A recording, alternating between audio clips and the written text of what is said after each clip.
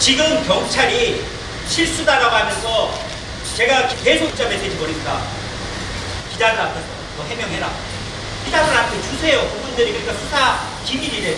아니 허위 영장 기재하면서 온갖 허위 작성하고 공무서가 무슨 기밀입니까? 그게 해명이 맞으면 제가 승복을 하겠다라니까요. 그걸 검증을 당장 해야 하는데 그 얘기를 안 하면서 수사가 안 되고 보안 수사 이 팀이 지금 장난치고 있다고 저는 확신하고 있습니다. 지금 오늘 오전에 우리 허정택 변호사님이 본인 입장을 받아왔어요. 간첩 조작 의혹 및 영장 위조에 대한 피의자 피고의 입장.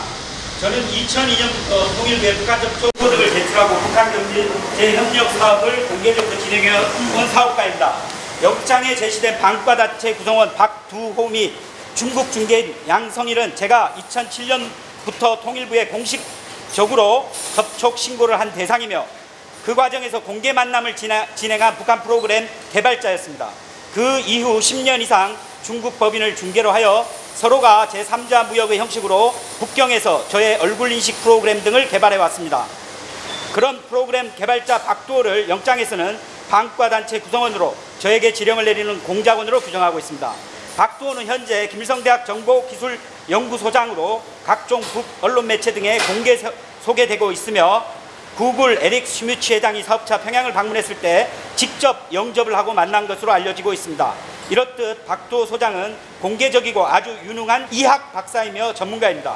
박두호는 첨단 기술 개발원에 대한 사업 추진도 책임지고 있으며 제 제안에 따라서 이 건물 8층, 9층을 기존 저희 얼굴인식 기술 개발을 확장하여 코리아 인공지능센터를 설립하여 세계적인 인공지능센터로 발전시키고자 사업 추진 계획을 진행 중이었습니다. 이러한 저희 사업 계획안은 IBK 기업은행에 7월 공식적으로 접수를 한 상태였습니다. 그리고 구체적인 협의를 위해서 오는 9월 북경에서 만나기로 예정하였습니다.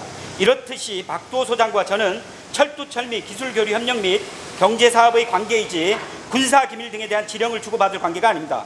그런데 영장은 박두호가 저에게 지령을 내리는 관계로 규정해서 그와 공모, 편의 제공을 목적으로 군사기밀을 탐지한 것으로 몰았습니다.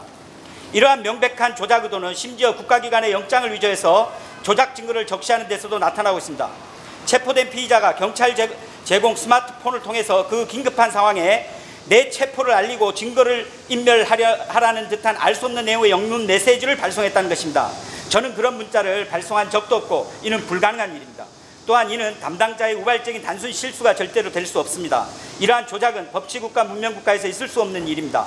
따라서 이번 영장을 조작한 관련자들이 어떠한 의도와 목적을 가지고 이러한 일을 자행했는지 관련된 모든 수사관에 대해 철저한 수사와 엄중한 처벌을 요구합니다.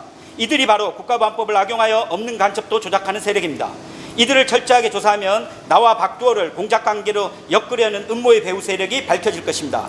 북한 경제사업하면서 소위 나를 감시하고 관리하려 했던 국정원은 간첩을 잡는 조직이 아니며 국법법도 간첩을 잡는 법이 절대로 아닙니다. 북한 정보를 요구하여 2014년까지 저를 감시해온 이 실장, 권 이사, 최 이사, 난 그들의 얼굴을 너무나 선명하게 기억합니다. 그들은 지금까지 있었던 자신들과의 관계를 비밀로 할 것을 협박하며 누설시 민형사상 책임을 진다는 서약서 체결을 2014년 여름에 강요 체결하였습니다. 그중에 이 실장은 심지어 박두호 탈북 공작을 저에게 제안하기도 했습니다. 그럴 능력도 없는 저는 일만 하게 해달라고 은자의 심정으로 피해갔습니다. 즉 국정원의 상식적인 정보에 기반하면 박두호는 탈북 공작의 대상일 수는 있어도 나에게 지령을 내리는 공작원일 수 없습니다.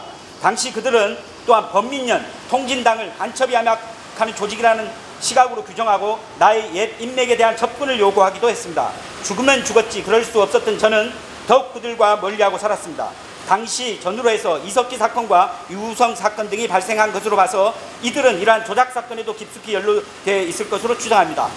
특히 이 실장으로부터 저를 관리 대상으로 인계받은 권 이사는 자신의 이전 중국 근무, 중국어 실력 등의 경력을 비추었으며 유우성 사건이 터진 전후 급히 중국 부영사로 가야 한다고 출국 전에 마지막으로 급히 만나자고 한 것으로 볼 때 유우성 사건 등에 깊게 연루돼 있을 것으로 전후 신문기사 등을 통해 추정했었습니다. 이렇듯이 북한 공민 박두호에 대한 유인 탈북 공작을 음모했던 세력과 지금 저를 박두호의 지령을 받는 간첩으로 조작하려고 영장을 조작하는 세력, 이들은 간첩을 잡는 조직이 아니라 간첩을 조작하는 세력입니다. 선량하고 무고한 남북의 민간인을 간첩으로 공작원으로 조작하는 아주 흉악무도한 세력입니다. 그리고 이들이 이렇게 암양할 수 있는 근거는 국가보안법에 기인합니다. 따라서 이런 세력과 국보법이 근본적으로 철폐되지 않는다면 이런 조작은 언제고 발생할 수밖에 없습니다. 문재인 대통령과 청와대에 호소합니다. 영장을 조작해서까지 저를 간첩으로 몰아가는 세력을 엄단해 주십시오. 청와대 민정실 등 사법기관이 앞장서서 영장을 조작하는 세력에 대한 철저한 수사를 통해 발본색원해 주시기 바랍니다.